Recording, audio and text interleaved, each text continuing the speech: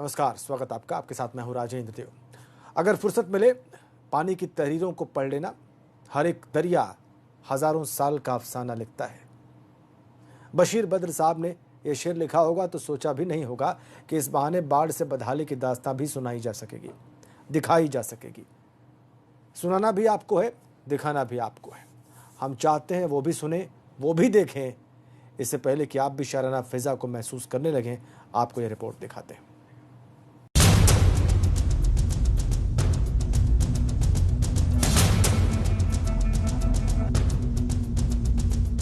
वक्त का आईना इन तस्वीरों को बार बार दिखाता है। हम इन तस्वीरों की गहराई में उतरकर भी विकास को ढूंढ नहीं सकते।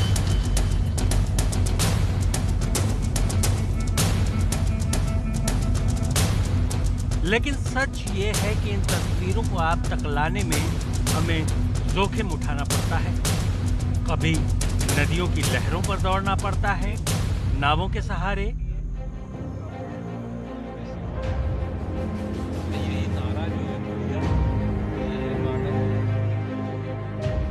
तो कभी नापनी पड़ती है इस पानी की गहराई, ताकि बाढ़ की त्रासदी झेल रहे लोगों के दर्द पर पसरे पानी को भीतर तक महसूस किया जा सके।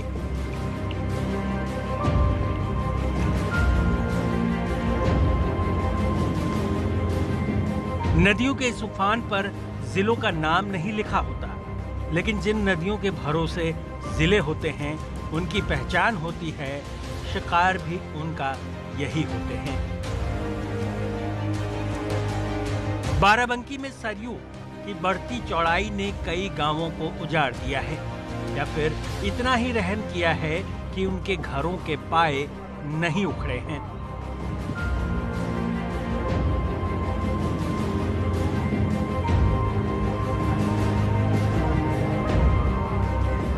एबीपी गंगा के संवाददाता सतीश कश्यप ने यह रिपोर्ट जब आप तक पहुंचाने की सोची तो रास्ते का सवाल उनके दिमाग में भी तैरने लगा। हालांकि गांव के लोगों और नाव ने नदी की लहरों पर रास्ता बनाया और सतीश उन ठिकानों तक पहुंचने में कामयाब रहे जो अब केवल घर होने का सबूत दे रहे हैं। बचा वहां कुछ नहीं है।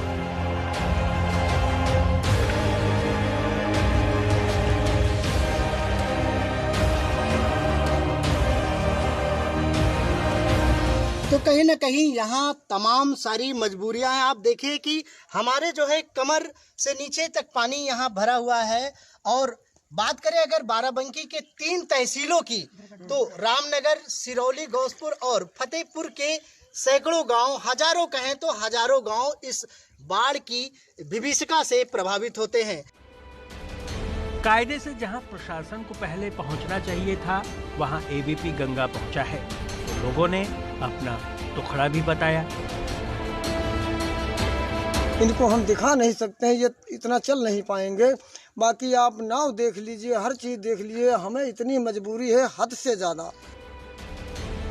सिर्फ बाराबंकी के सतीश ही नहीं, बल्कि बस्ती के सतीश भी जिले की एक ऐसी ही नदी की धार को चीरने की गरज से मोहता गांव पहुंचे, जहां कुआनों के पानी ने गांव में दस्तक दे दी है। खेत कभी रहे होंगे, क्योंकि आज तो नहीं दिख रहे। दिखाने के लिए बस पानी है और सुनाने के लिए गांव के लोगों की कहानी। कुआनो नदी के पानी से घिरा हुआ गांव है मोहता, और हम यहाँ पहुंचे हैं। हमारे साथ बात करने के लिए एक और ग्रामीण हैं, और ये नाव चलाते हैं और जो लोग जरूरतमंद होते हैं उनको उनके मंजिल तक पहुंचाते हैं। सबसे पहले बताइए चाचा, आप इसी गांव में रहते हैं? हाँ, और ये गांव में देख रहा हूँ पूरी तरीके से कुआनो नदी के पानी से घिरा हुआ है, बाढ़ के पानी से। हाँ, क्या स्थिति है? कोई मदद मिली और क्या क्या नुकसान हुआ आप लोग? यहाँ कोई मदद नहीं मिली, ना कोई आ रहा है। हाँ, तो कोई नहीं देख पा अभी तक। तो कैसे आप लोग आते जाते हैं? अब वही रास्ता है, उधर बच जाते हैं, इधर तो रास्ता भाई बंद हो जा रहा है। हमारा जो पेड़ है उसके आगे खेती है, हम सबको सारे खेत बर्बाद हो गए? हाँ, सारे खेत बर्बाद। बाराबंकी और बस्ती से अलग बहराइच की दास्तां नहीं है। सरयू यहाँ समुंदर बन चुकी है और उसकी मनपसंद खुराक आशियाने, फसल, खेत और बाग हो गए हैं।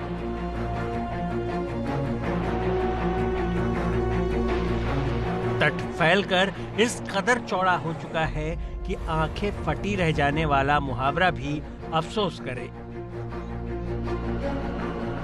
यहाँ सरयू की हिमाकत देखिए, या कहिए अपनी ताकत का सबूत वो एबीपी गंगा के कैमरे पर दर्ज कराने से नहीं चूकी। जिस दीवार की ओट में बाढ़ से जूझ रहे परिवार अपने सम्मान को और दर्द को संभालने की कोशिश कर रहे थे, वो भरभरा कर कैमरे की आंखों के सामने ही ढह गई।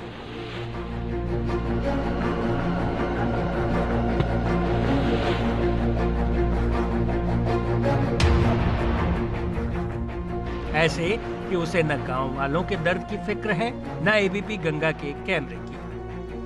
परवेज रिजवी भी बेबसी की इन तस्वीरों को आप तक लाने के लिए बेताब भी बस इसी वक्त के लिए थे। हालांकि यहाँ पेट की आग लोगों की जुबां में धधक रही है,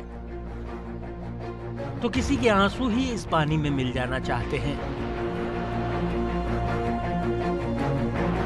गोविंद, ये आप बताइए कि यहाँ पर जमीन कितनी कट चुकी है आपकी? जी लगभग मेरी नहीं, काश्तकारों की कट रही है। मेरी तो उधर साइड में पड़ रही है, बंधा की उस साइड में ही। राप्ती काट रही है इस हाँ, टाइम? बहुत काट रही है सर। देखा जाए बंधा में जितनी पत्थर थे, पत्थर कोई नहीं, मिट्टी बची है। हाँ। बाकी देखा जाए अंदर घुस चुकी है, 40-50 मीटर रोड बची है। अच्छा। बाकी गाँव इतना खतरे के निशान से बाहर है सर। इधर कोई आया नहीं। डीएम साहब के वहाँ भी पिछले साल हम लोग दरखास्त दे आए थे।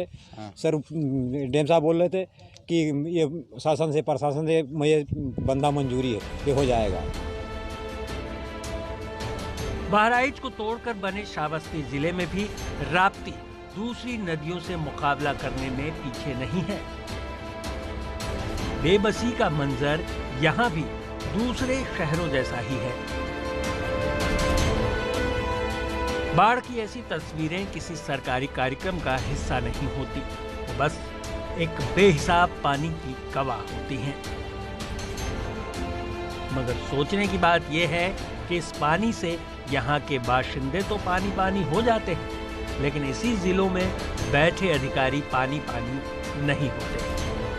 नदियाँ भी एक वक्त बाद अपना आंचल समेट लेती हैं, मगर अधिकारियों और नेताओं की आंख में पानी तब भी नहीं उतरता।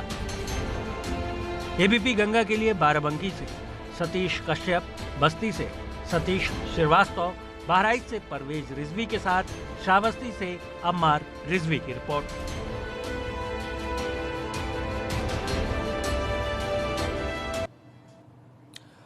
बाढ़ का गुनहगार अगर आप कुदरत को मानना चाहें तो मान सकते हैं, लेकिन इंसानों के गुनाह पर कैसे पानी फेरा जा सकता है? मुरादाबाद के सांसद एसटी हसन एक ऐसी ही कोशिश कर रहे हैं। 15 अप्रैल को कोरोना वॉरियर्स पर हुए हमलों में उनका बचाव करके। पूरी रिपोर्ट देखिए।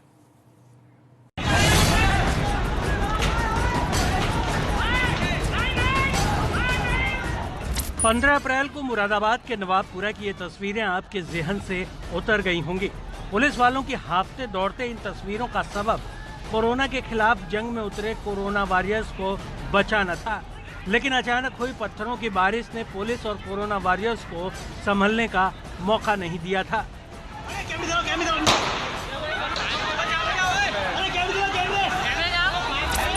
इस मामले में पुलिस ने कार्रवाई करते हुए 45 लोगों को जेल भेजा था। जाहिर बात है कि कोरोना के खिलाफ जिस जंग को उस दौर में लड़ा जा रहा था, उसका नतीजा ये हुआ कि 22 करोड़ से बड़ी आबादी वाले सूबे में तकरीबन 2 महीने बाद कोरोना संक्रमितों का आंकड़ा 50,000 के पार हो सका है। लेकिन जानते हैं कि कोरोना के संक्रमण से खतरनाक होता है सियासत का संक्रमण, जो कभी भी फैल सकता है। और ऐसा ही मामला अब सामने आ रहा है। पता ये चल रहा है कि कोरोना योद्धाओं पर हमले के आरोपियों के बचाव में अब मुरादाबाद जिले के सांसद एसटी हसन उतर आए हैं।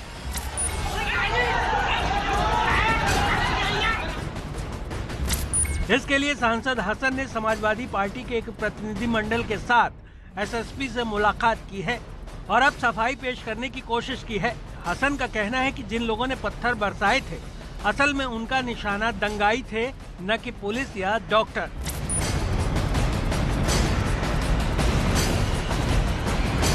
हसन साहब ने अपनी दिलचस्प सफाई में ये भी कहा है कि कुछ बेगुनाह लोगों को भी जेल जाना पड़ा है और कई दिनों से बंद होने से कई नुकसान हो रहे हैं। एक मसला महिलाओं का हुआ। महिलाएं उस स्पॉट से तकरीबन 300 मीटर दूर थीं और वो जो पत्थरबाजी हो रही थी वो पत्थरबाजी कुछ दंगाइयों के ऊपर हो रही थी, ना कि डॉक्टरों के और पुलिस के ऊपर हो रही हो। बहुत से लोग ऐसी धाराओं में चले गए हैं जिसमें उनको नहीं जाना चाहिए था। हमसे कप्तान साहब ने इस बात को कहा है कि सबके साथ इंसाफ होगा और हम पूरी इंक्वायरी करके इस मसले को भी कराएंगे।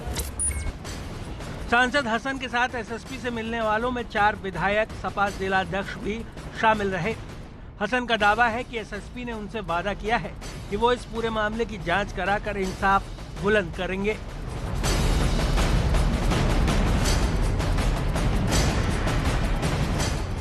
हालांकि सवाल तो सांसद हसन के दावे पर भी हैं, क्योंकि तस्वीरें झूठ नहीं बोलती। जिन दंगाइयों पर पथराव का दावा एसटी हसन कर रहे हैं, असल में वो कौन हैं, इसे बताने की उन्होंने जहमत नहीं उठाई, क्योंकि हंगामा भी तभी शुरू हुआ था जब डॉक्टरों की टीम कोरोना की जांच के लिए पहुंची थी। जांच टीम को पहले तो घेरा गया, फिर उस पर हमला किया गया था। ऐसे में दंगाइयों की बात समझ से परे है। अगर दंगाइयों पर हमले की ही बात थी तो महिलाओं का निशाना पुलिस और डॉक्टरों की टीम कैसे बन गई? इन सवालों के जवाब तो सांसद को देने ही चाहिए, तभी इंसाफ के तराजू बराबर हो सकेंगे।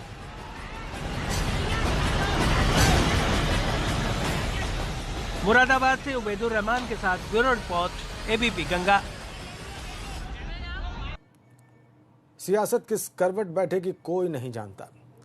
अब देखिए ना, जिस भाजपा से राम मंदिर को लेकर सवाल पूछे जाते रहे, वो ही भाजपा अब सत्ता में आने के साथ अयोध्या के कायाकल्प को बदलने का संकल्प लेकर राम काज में जुट गई है।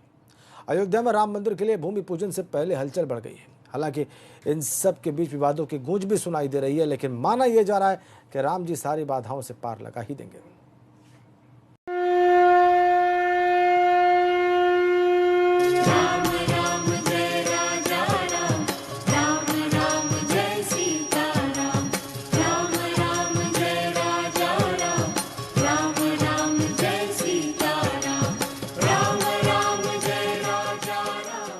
सुनहरे गोटे से सजे रंग बिरंगे मखमली कपड़ों को देखकर अंदाजा लगाना मुश्किल नहीं कि ये किसके हैं। सालों बाद ऐसा मौका आया है जब अपने आराध्य को सजा धजा देखने वाले करोड़ों हिंदू और हिंदुस्तानियों को रामलला से साक्षात करने का मौका मिलेगा। भव्य राम मंदिर के लिए विराट मुहूर्त 5 अगस्त का निकल चुका है। पीएम मोदी के आने का वक्त भी तय हो गया है, लेकिन कुछ और चीजें हैं जो न केवल आज बल्कि भविष्य के लिहाज से भी तय की जा रही हैं। उसका जिक्र करें इससे पहले बताते हैं कि पीएम के लिए क्या खास तोहफा अयोध्या में तैयार किया गया है। भगवान राम की ये खास मुद्रा है और ये मूर्ति भी उतनी ही खास है, जिसकी पहचान कोदंड राम के रूप में है। उत्तर और दक्षिण के समन्वय का ये प्रतीक, ये प्रतिमा दक्षिण की हस्तशिल्प कला का अद्भुत नमूना है। प्रतिमा को 2 सगे भाइयों एम राम मूर्ति और एम भूपति ने तैयार किया है। एम राम मूर्ति को अपनी कला के लिए राष्ट्रपति से पुरस्कार भी मिल चुका है। टीक वुड से बनी इस प्रतिमा में कहीं भी कोई जोड़ नहीं है। ऐसी ही एक प्रतिमा का अनावरण 7 जून 2019 को खुद मुख्यमंत्री योगी आदित्यनाथ ने अयोध्या में किया था। 7 फीट की वो प्रतिमा अयोध्या के शोध संस्थान में लगाई गई है। हालांकि पीएम के लिए मूर्ति का साइज छोटा किया गया है। बेंगलुरु से कोदंडराम की 3 फीट और 1.5 फीट की प्रतिमा मंगवाई गई है। इसके साथ ही एक 1.5 फीट की प्रतिमा लव और कुश की भी है।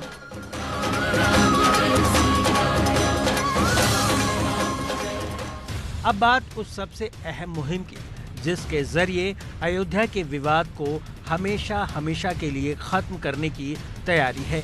हालांकि जिस विवाद को खत्म करने की बात की जा रही है, वो एक नए विवाद को जन्म दे चुका है। बात टाइम कैप्सूल की है। टाइम कैप्सूल को लेकर ट्रस्ट के 2 अलग अलग लोगों के बयान ने मामले को उलझा दिया है। असल में ट्रस्ट के सदस्यों में से एक और राम मंदिर आंदोलन का दलित चेहरा रहे कामेश्वर चौपाल ने बयान दिया था कि एक टाइम कैप्सूल रखकर अयोध्या के विवाद को हमेशा के लिए खत्म कर दिया जाएगा। इसके लिए उन्होंने एक्शन प्लान भी बताया। क्या कहा था कामेश्वर चौपाल ने, आप भी सुनिए। अब जो मंदिर बनवाएंगे उस मंदिर के अंदर एक टाइम कैप्सूल बना करके 2000 फीट नीचे डाला जाएगा, ताकि आने वाले भविष्य में जब कोई भी इतिहास देखना चाहेगा तो राम जन्मभूमि के संघर्ष का पूरे के पूरे इतिहास के साथ तथ्य ही सामने निकल करके आएगा, ताकि फिर से कोई विवाद वहां उत्पन्न न हो सके। कहा यह भी गया, टाइम कैप्सूल के अंदर एक ताम्र पत्र पर राम जन्मभूमि, इसका केस समेत इतिहास से जुड़ी सभी बातें होंगी। इसका मकसद ये है कि सालों बाद भी यदि कोई श्री राम जन्मभूमि के बारे में जानना चाहे तो वो इसे जान सकता है। इससे भविष्य में मंदिर के इतिहास को लेकर किसी तरह का कोई विवाद नहीं होगा। हालांकि इसे लेकर ट्रस्ट के महासचिव चंपत राय का भी एक बयान सामने आ गया। इसमें उन्होंने साफ कर दिया कि ऐसी कोई योजना नहीं है। साथ ही उन्होंने इसके लिए चल रही खबरों को भी भ्रामक बताया है। अलग अलग स्रोत से समाचार आ रहा है कि 5 अगस्त को कोई टाइम कैप्सूल जमीन के नीचे रखा जाएगा। यह समाचार गलत है, मनगढ़ंत है। मैं सबसे आग्रह करूंगा कि राम जन्मभूमि तीर्थ क्षेत्र ट्रस्ट की ओर से जब कोई अधिकृत वक्तव्य जाए उसी को आप सही माने। हालांकि चंपत राय के बयान से ये मामला और उलझ गया है, क्योंकि उनका कहना है कि ट्रस्ट के किसी सदस्य के बयान को आधिकारिक माना जाए। ऐसे में जब कामेश्वर चौपाल कह रहे कि टाइम कैप्सूल रखा जाएगा, तो फिर क्या माना जाए कि ट्रस्ट के भीतर ही इसे लेकर अलग अलग मत हैं और टाइम कैप्सूल को लेकर ट्रस्ट का ही रुख साफ नहीं है।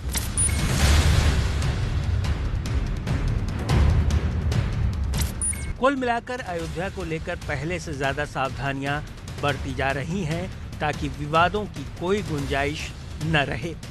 अयोध्या की नई शुरुआत कई विवादों का अंत भी माना जा रहा है, लेकिन विवादों का अंत क्या 5 अगस्त तक होगा या उसके बाद भी बरकरार रहेगा, ये अहम सवाल है।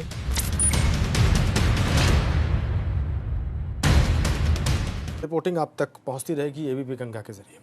छोटे से ब्रेक ले रुक रहे, फौरन लौटते हैं।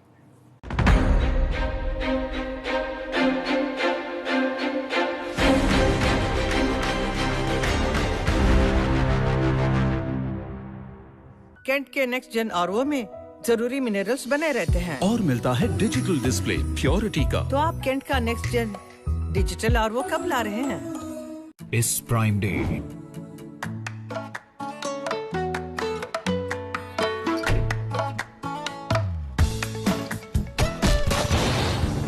Amazon Prime Day. Blockbuster entertainment. Brand new launches. Discover joy on 6th and 7th August. Join Prime.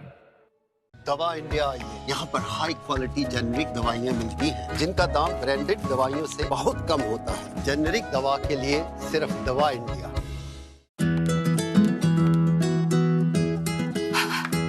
बदबू का खौफ? कभी नहीं, क्योंकि अब आया है महकती ताजगी भरा वीको का सौंफ। वीको वज्रदंती, अब सौंफ फ्लेवर में। वीको वज्रदंती।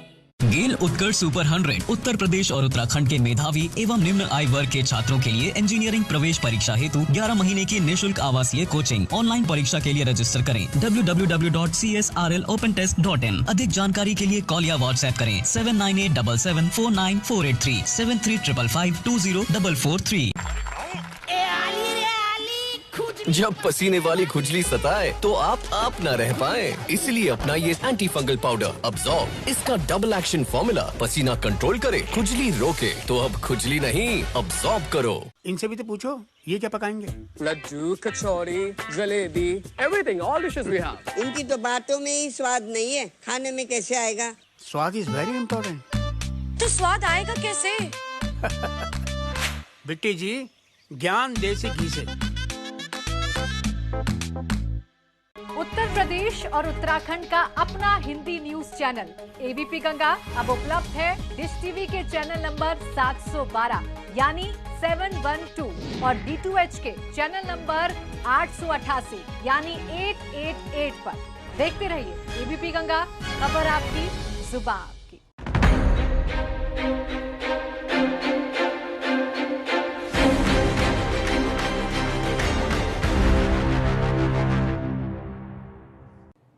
उत्तर प्रदेश बीते एक महीने से अपराध प्रदेश की राह पर चल पड़ा है।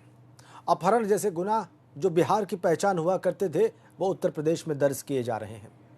पुलिस ये तो मानती है कि अपराध कम हुए, लेकिन चुनौतियों के चिट्ठे रोज लिखे जा रहे हैं।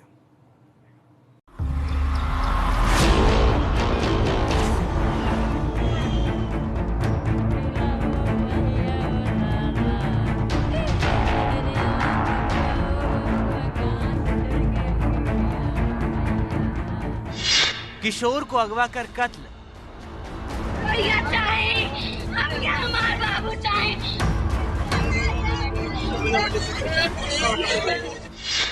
घर में बंधक बनाकर डकैती। पत्रकार की गोली मारकर हत्या। गुमशुदा कारोबारी का कोई सुराग नहीं।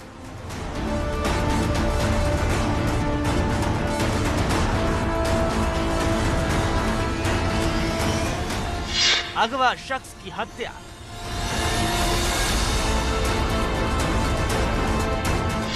लैब टेक्नीशियन की अपहरण के बाद हत्या।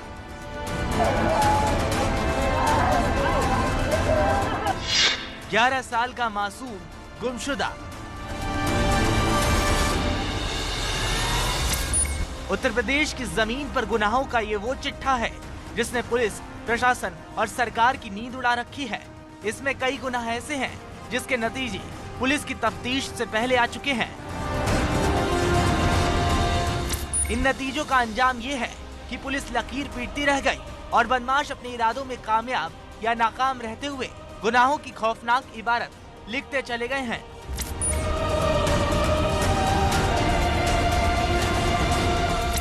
गोरखपुर, कानपुर और कानपुर देहात के मामले में तो ऐसे हैं कि पुलिस अपराधियों तक पहुंचने के दावे करती रही या पहुंच गई तो सिर्फ खाली हाथ रही। कानपुर देहात में ब्रिजेश पाल की बदमाशों ने हत्या करने के लिए फिरौती की रकम का इंतजार भी नहीं किया। धर्म कांटे पर काम करने वाले इस कर्मचारी के परिवार से 20 लाख रुपए की रकम मांगी गई थी।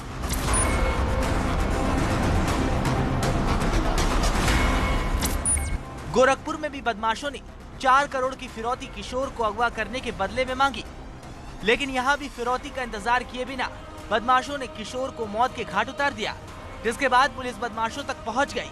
5 लोगों को गिरफ्तार किया गया। इस मामले को फास्ट ट्रैक कोर्ट में ले जाकर इंसाफ दिलाने की बात की जा रही है।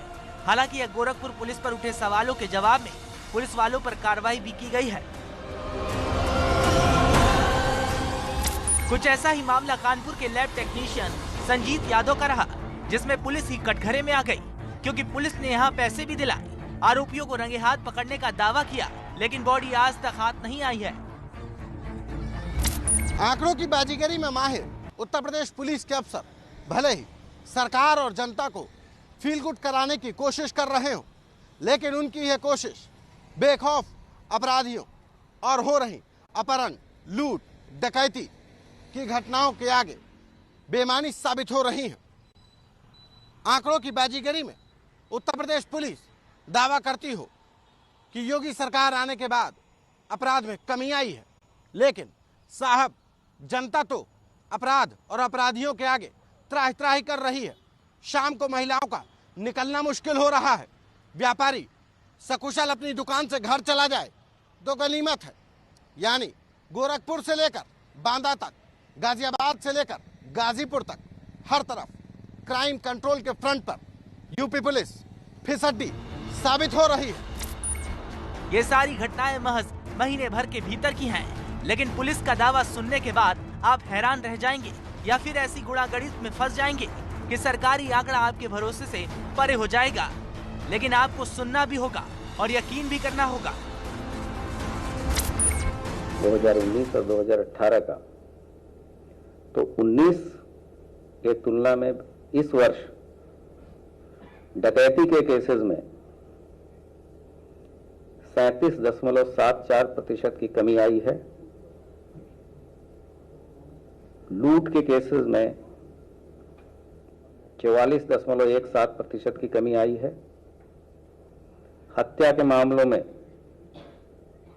7.91% की कमी आई है। फिरौती के अपहरण के केसेस में 41% की कमी आई है। दहेज हत्या के केसेस में 6.34% की कमी आई है। इन आंकड़ों की तस्दीक हम नहीं कर सकते, हम तो बस दिखा और सुना सकते हैं। भरोसा करना न करना आपके ऊपर है। हालांकि गुनाहों की तस्वीरों में कोई गुनाह छूटा हो ये भी नहीं कहा जा सकता। लखनऊ से संतोष कुमार, एबीपी गंगा।